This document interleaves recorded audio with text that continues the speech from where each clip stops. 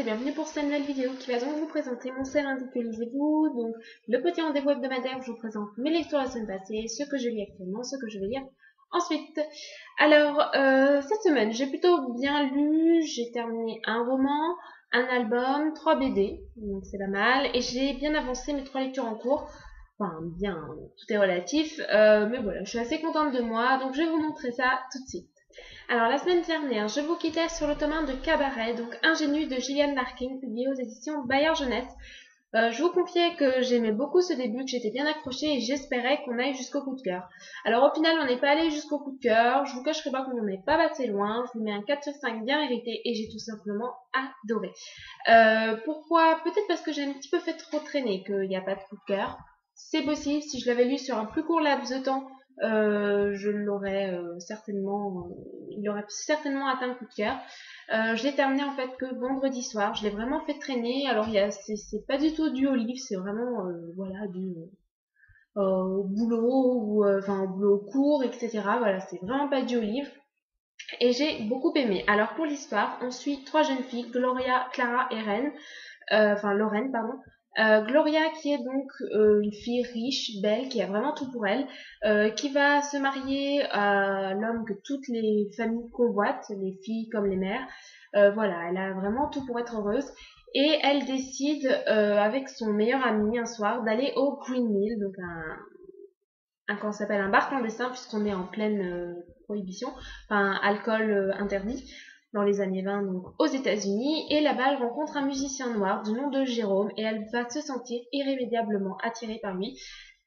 Et jusqu'où va donc aller cette attirance. Ensuite on suit donc Clara qui est la cousine de Gloria, qui paraît être une fille tout à fait normale, bien sur elle, tout à fait correcte, le genre de fille modèle.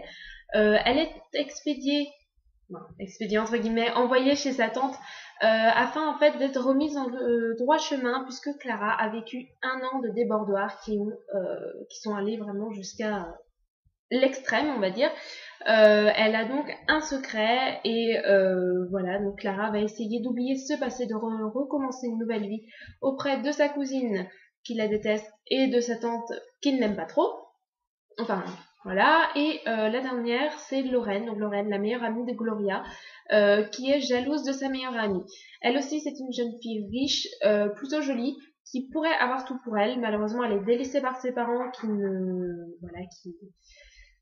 qui la laissent un petit peu de côté pour participer aux soirées mondaines.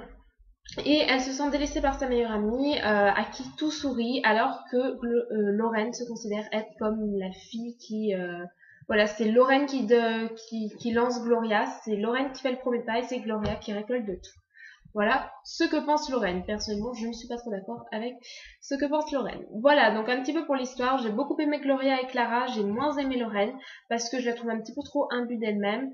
Voilà, elle est vraiment centrée que sur sa petite personne. Alors ça peut se justifier par le fait elle a un grand manque de confiance en elle, elle se sent délaissée, elle se sent abandonnée un petit peu par tout le monde, et notamment par ses parents.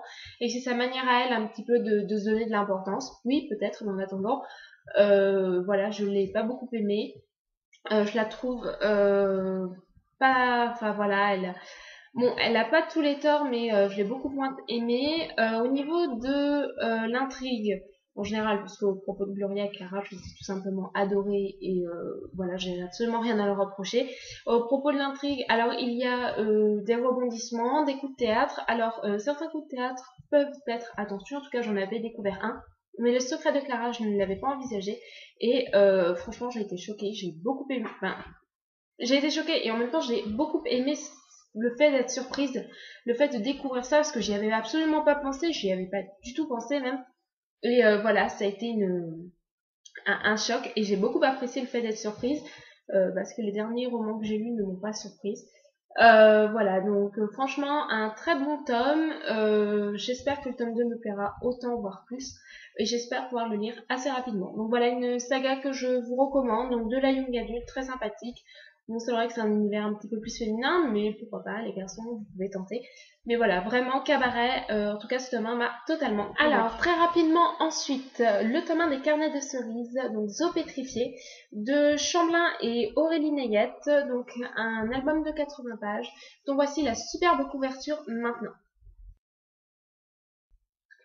Alors c'était un emprunt médiathèque, j'ai beaucoup aimé, le style de dessin, je peux pas vous montrer mais en fait c'est une alternance de BD et vous avez des parties avec pas mal d'écriture avec de sortes de journal intime, donc ça c'est vraiment sympa. L'histoire en elle-même m'a touchée en fait, certes c'est de la jeunesse mais franchement ça m'a touchée.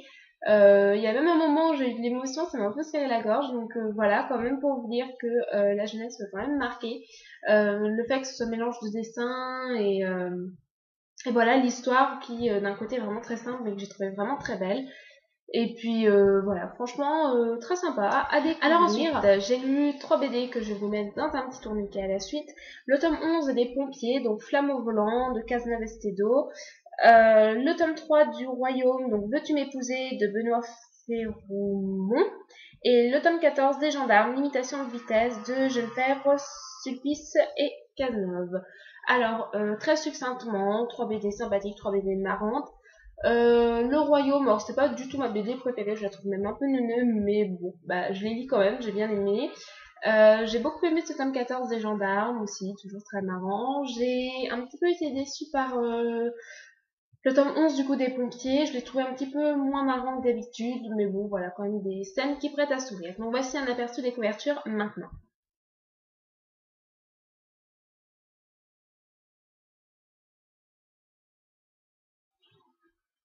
Alors, mes lectures en cours, j'en ai donc 3. La première, je vous l'ai déjà présentée, il s'agit du suicide de Émile Durkheim, publié aux éditions PUF. Alors, je vais terminer l'introduction. Une introduction d'une vingtaine de pages qui paraît vraiment suffisante et au final qui est assez intéressante, dans lequel Monsieur Durkheim nous explique pour lui sa définition de suicide et donc qu'est-ce qu'il va prendre pour suicide dans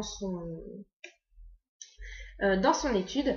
Et le premier chapitre de la première partie, c'est le suicide et les étapes psychopathiques. Et donc là, en fait, il nous démontre que le suicide, qu'on ne peut pas prouver que le suicide est dû, que le suicide est lié aux étapes psychopathiques. Donc les étapes psychopathiques, c'est donc de la schizophrénie à la dépression.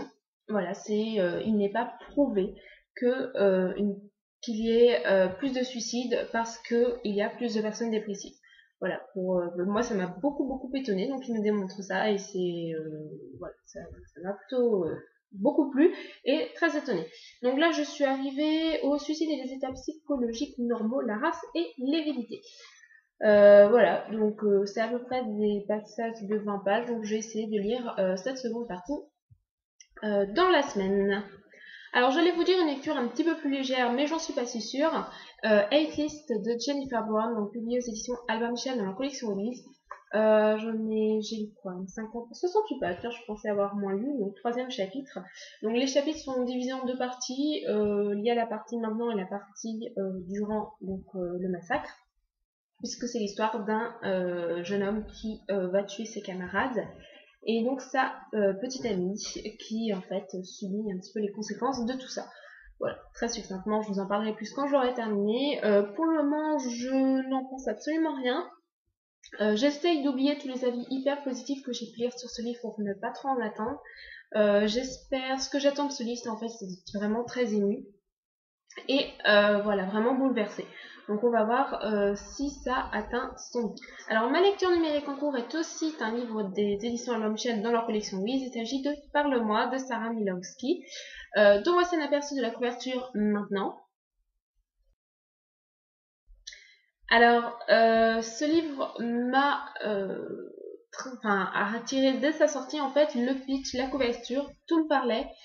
Pour le moment j'en ai lu une dizaine de pourcents et je dois bien vous avouer que je ne suis pas totalement convaincue. Au bout de 10%, j'ai pas lu grand chose, l'histoire n'a pas totalement commencé. On suit donc par alternance non,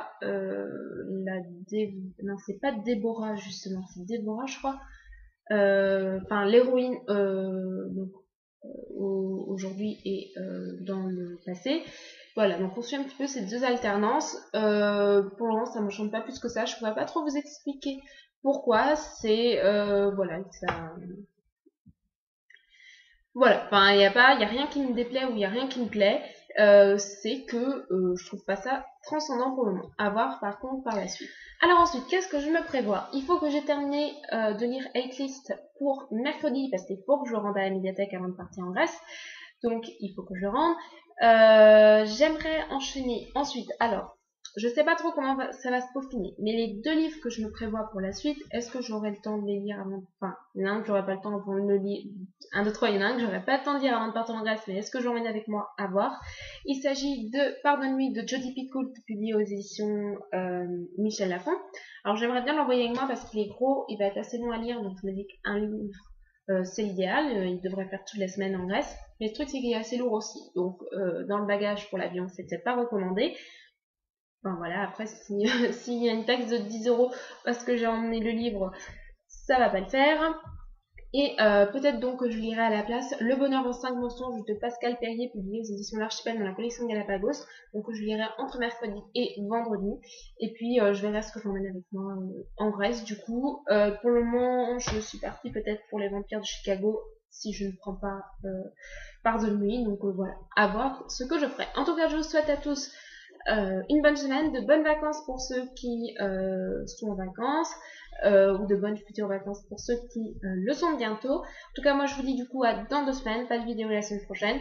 Et puis je vous fais à tous de gros bisous et je vous reviendrai toute bronzée j'espère avec plein de belles choses dans les yeux. Voilà, je vous fais à tous de gros bisous, bisous bisous.